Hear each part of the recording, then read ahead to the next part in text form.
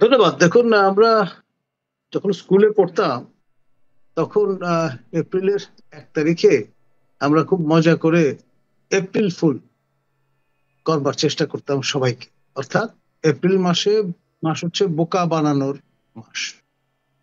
এবং এর সঙ্গে কোন কোন ইসলামী পণ্ডিত আবার মুসলিম নিধনের বিষয়টাও নিয়ে আসে। এখন যেহেতু প্রফেসর ইউনূসের ধর্মান্তরিত হওয়ার একটা বিষয় ফোরফ্রন্টে চলে এসছে, যখনই আপনি পাবলিক লাইফে আসবেন আপনার পার্সোনাল কোনো বিষয় আর থাকবে না। Your public figure, public man. তো তিনি ভেড়াকে যখন বিয়ে করেছিলেন শর্ত সাপেক্ষে, অর্থোডক্স খ্রিস্টান হয়ে, আমার জানা মতে, এবং বাংলাদেশবাসী বলুন বিশ্ববাসী বলুন কেউ তাকে কখনো হজে যেতে দেখেনি।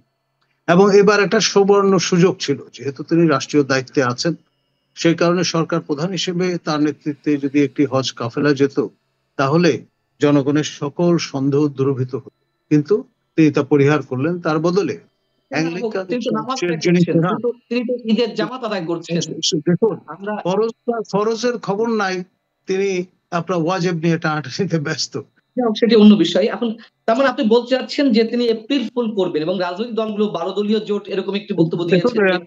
এটা কিন্তু আমার বক্তব্য নয়, ১২টি দলের পক্ষ থেকে ঠিক এই টার্মটি ব্যবহার করা হয়েছে যে তিনি এপ্রিল ফুল করতে। রাজনৈতিক বিশ্লেষক হিসেবে আপনি কি মনে করেন তার উপরে কতটুকু আস্থা জাতি রাখতে পারে, বা আপনি কতটুকু রাখছেন যে না তিনি যে কথা বলা হচ্ছে এপ্রিলে তিনি যে প্রতিশ্রুতি দিয়েছেন সেটিও বা কতটুকু আমরা আস্থা রাখবো?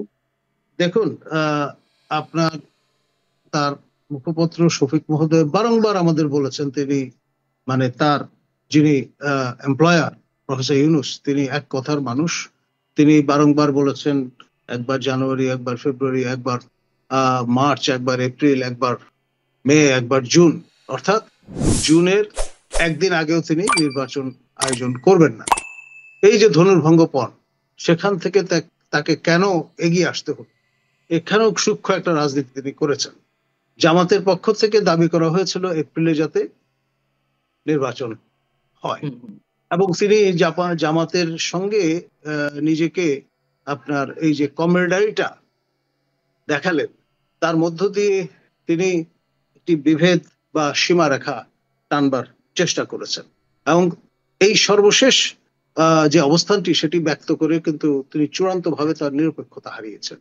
তার সরকারের অধীনে নির্বাচন হলে কেউ এই নির্বাচনকে আর গ্রহণযোগ্য বলে বিবেচনা করবে বলে আমার মনে হয় না। আর বিএনপির পক্ষ থেকে যে প্রেস বিজ্ঞপ্তিটি হাজির করা হয়েছে সেটিও কিন্তু তার জন্য খুব ভালো সুখকর বার্তা নয়। আপনার তাৎক্ষণিক যে প্রতিক্রিয়াগুলো আমরা দেখেছি, আমাদের নূর থেকে শুরু করে, প্রিন্স থেকে শুরু করে, আপনার খেলাফত মজলিস থেকে শুরু করে কম বেশি সবাই কিন্তু নানান রকমের প্রতিক্রিয়া ব্যক্ত করেছেন। তো ফলে এখানে তার জন্য কিন্তু পথটা কুসুমাস্তীর্ণ আর থাকলো না, এটি কণ্টকাকীর্ণ হয়ে গেল। এবং আমার যথেষ্ট সন্দেহ আছে তিনি এই ডিসেম্বরের আগেই আপনার তার এই রাজাসন থেকে বিচ্যুত হন কিনা। রাজা চার্লসের সঙ্গে বৈঠক করতে যাচ্ছেন, সেখানেও কিন্তু তার জন্য রাফ রিসেপশন অপেক্ষা করছে। আপনার কমিউনিটির পক্ষ থেকে যে সম্বর্ধনা দেওয়ার কথা ছিল সেটা নিরাপত্তাজনিত কারণে ইতিমধ্যে বাতিল করা হয়েছে। তারপরেও একেবারে পেডিগ্রি দেখে আপনার ডিএনএ টেস্ট করে জনা 10 কমিউনিটি লিডারের সঙ্গে একটা বৈঠকের কথা আছে। এখন দেখা যাক শেষ পর্যন্ত সেটাও আয়োজন করা যায় কিনা। এখন এই যে দলীয়ত্ব, এই ধরনের দলীয়ত্বের অবস্থায় এর আগে কোনো সরকার বা রাষ্ট্রপ্রধান করেছেন বলে আমার মনে হয়।